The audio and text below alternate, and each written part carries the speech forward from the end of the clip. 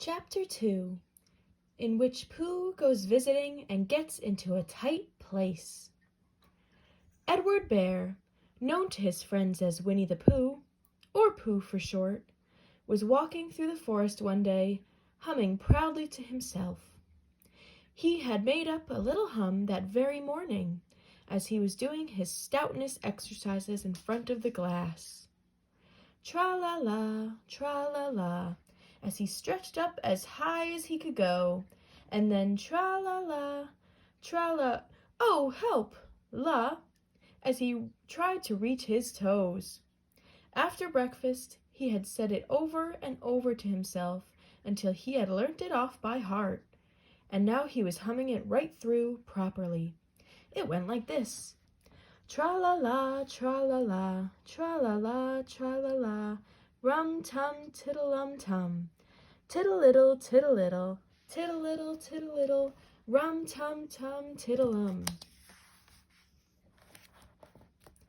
Well, he was humming this hum to himself and walking along gaily, wondering what everybody else was doing and what it felt like being somebody else, when suddenly he came to a sandy bank, and in the bank was a large hole. "Aha!" said Pooh, rum-tum-tiddle-um-tum. "If I know anything about anything, that hole means rabbit," he said. "And rabbit means company," he said. "And company means food, and listening to me humming, and such like.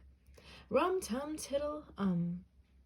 So he bent down, put his head into the hole, and called out, "Is anybody home?" There was a sudden scuffling noise from inside the hole, and then silence. "What I said was, 'Is anybody home?'" called out Pooh very loudly. "No," said a voice, and then added, "You needn't shout so loud. I heard you quite well the first time." "Bother," said Pooh. "Isn't there anybody here at all?" "Nobody." Winnie the Pooh took his head out of the hole and thought for a little, and he thought to himself, there must be somebody there, because somebody must have said nobody. So he put his head back in the hole and said, "Hello, Rabbit, is that you?" "No," said Rabbit, in a different sort of voice this time. "But isn't that Rabbit's voice?" "I don't think so," said Rabbit. "It isn't meant to be." "Oh," said Pooh.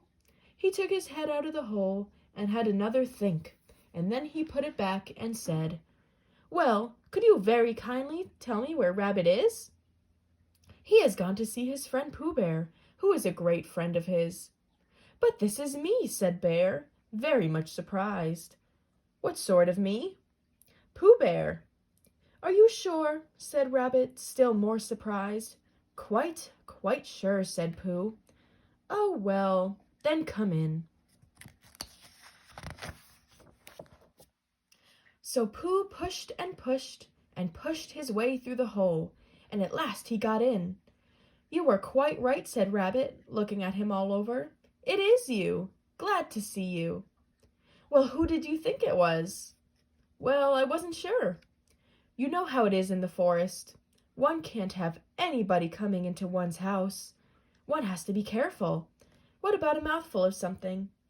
Pooh always liked a little something at 11 o'clock in the morning, and he was very glad to see Rabbit getting out the plates and mugs, and when Rabbit said, "Honey or condensed milk with your bread," he was so excited that he said, "Both," and then, so as not to seem greedy, he added, "But don't bother about the bread, please." And for a long time after that he said nothing, until at last, humming to himself in a rather sticky voice, he got up, shook Rabbit lovingly by the paw, and said that he must be going. "Must you?" said Rabbit politely.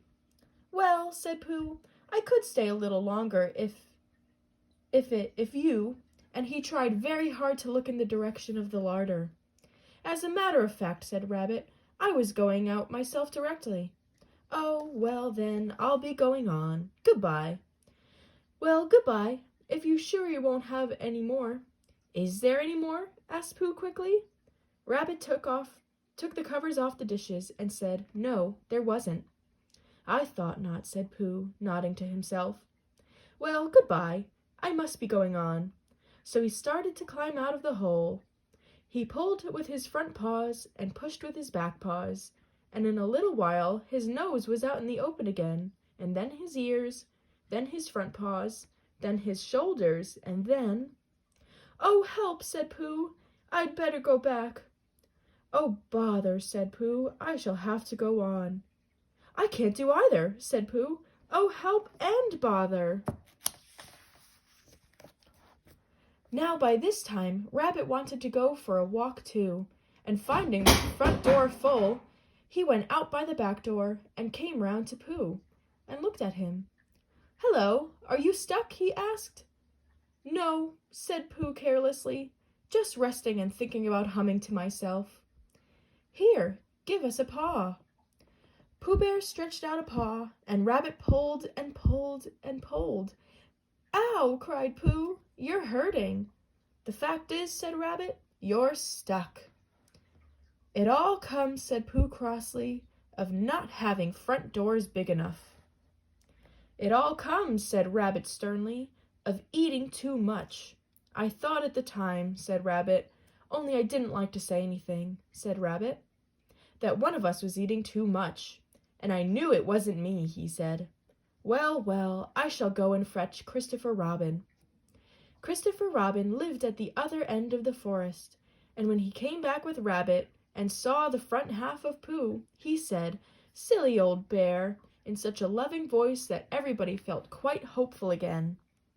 "I was just beginning to think," said Bear, sniffing slightly, "that Rabbit might never be able to use his front door again, and I should hate that," he said. "So should I," said Rabbit. "Use his front door again," said Christopher Robin. "Of course he'll use the front door again." "Good," said Rabbit. "If we can't pull you out, Pooh, we might push you back." Rabbit scratched his whiskers thoughtfully and pointed out that, when once Pooh was pushed back in, he was back, and of course nobody was more glad to see Pooh than he was. Still, there it was. Some lived in trees and some lived underground, and— "You mean I'd never get out?" said Pooh. "I mean," said Rabbit, "that having got so far, it seems a pity to waste it." Christopher Robin nodded. "Then there's only one thing to be done," he said. "We shall have to wait for you to get thin again." "How long does getting thin take?" asked Pooh anxiously. "About a week, I should think." "But I can't stay here for a week." "You can stay here all right, silly old bear. It's getting you out which is so difficult." "We'll read to you," said Rabbit cheerfully. "And I hope it won't snow," he added. "And I say, old fellow, you're taking up a good deal of room in my house. Do you mind if I use your back legs as a towel horse? Because, I mean, there they are, doing nothing, and it would be very convenient just to hang the towels on them." "A week," said Pooh gloomily. "What about meals?" "I'm afraid no meals," said Christopher Robin, "because of getting thin quicker, but we will read to you." Bear began to sigh, and then he found he couldn't because he was so tightly stuck. A tear rolled down his eye as he said, "Then would you read a sustaining book, such as would help and comfort a wedged bear in great tightness?" So for a week, Christopher Robin read that sort of book at the north end of Pooh, and Rabbit hung his washing on the south end. And in between, Bear felt himself getting slenderer and slenderer, and at the end of the week, Christopher Robin said, "Now!" So he took hold of Pooh's front paws, and Rabbit took hold of Christopher Robin, and all Rabbit's friends and relations took hold of Rabbit, and they all pulled together. And for a long time, Pooh only said, "Ow!" and "Oh!" and then all of a sudden he said, "Pop!" just as if a cork were coming out of a bottle. And Christopher Robin and Rabbit and all his friends and relations went head over heels backwards, and on top of them came Winnie the Pooh, free. So with a nod of thanks to his friends, he went on with his walk through the forest, humming proudly to himself. But Christopher Robin looked after him lovingly and said to himself, "Silly old bear."